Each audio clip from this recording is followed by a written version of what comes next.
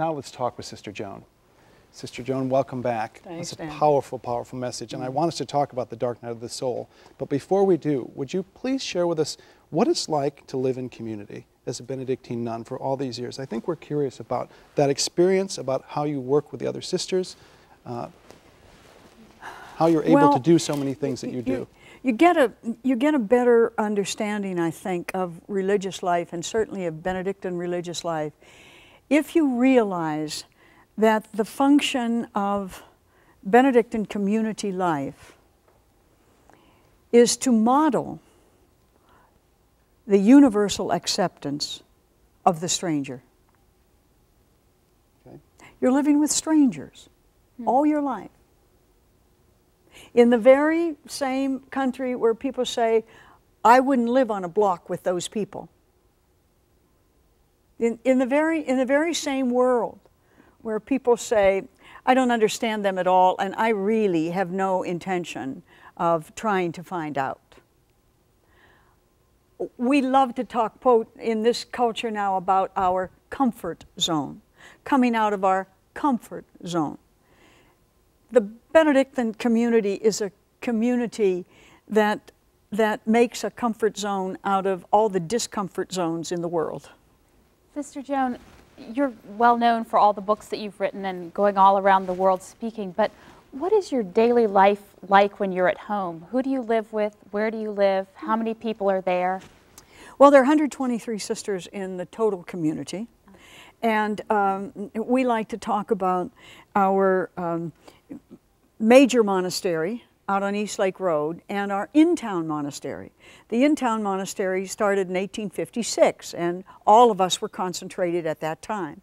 Now, a number of almost 35 sisters, I think, live or work in the inner city. So we have, in other words, a major group at the monastery, 70 or 80 sisters, and then we have sisters living in smaller groups in the center of inner city Erie, all relating to the people at various levels and capacities. But all of us live the same rule, the same basic schedule together.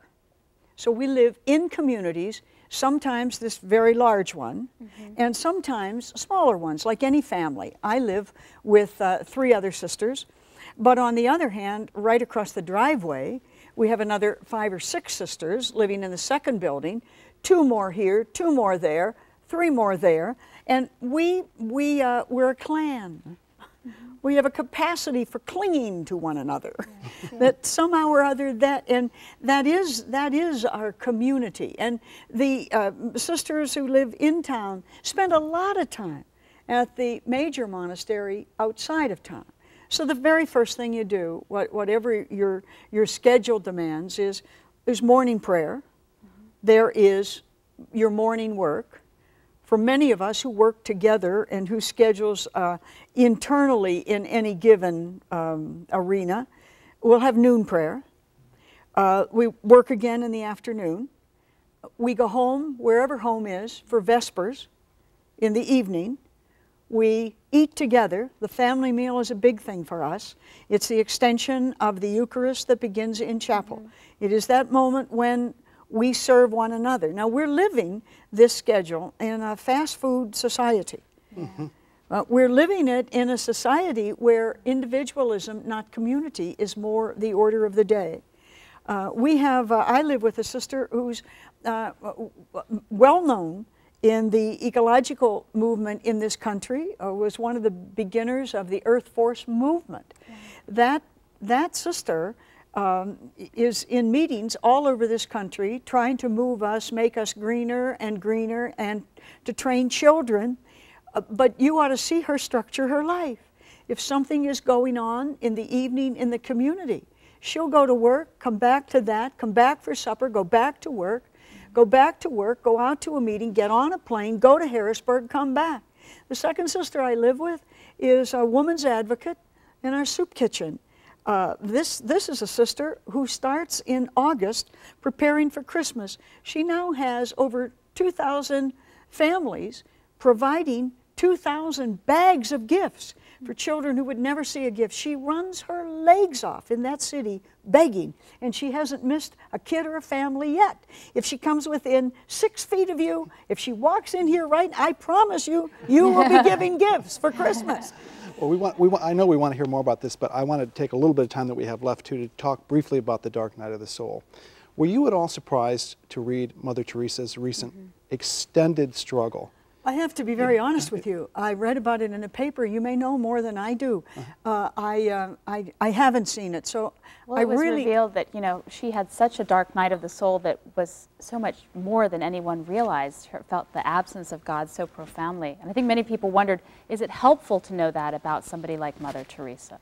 Is this something that necessarily devoutly religious experience on a deeper level? Does it visit us all?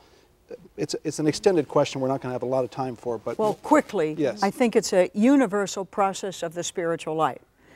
At the second level, there's no doubt in my mind that religious who are so intense about their work as ministry and their prayer life as fundamental and essential may be more conscious of it. I'm not surprised to hear that it happened. Are you telling me? I always say I pack every Tuesday and I unpack every Wednesday. That's right. I mean, you know, aren't we all struggling to see what the direction is? If anything, that episode in Mother Teresa's life is the notion that God companions us. Don't deny her that. Don't want a plastic statue. Why? Because it won't do you any good. We're going to continue this discussion on the next program. Thank you again.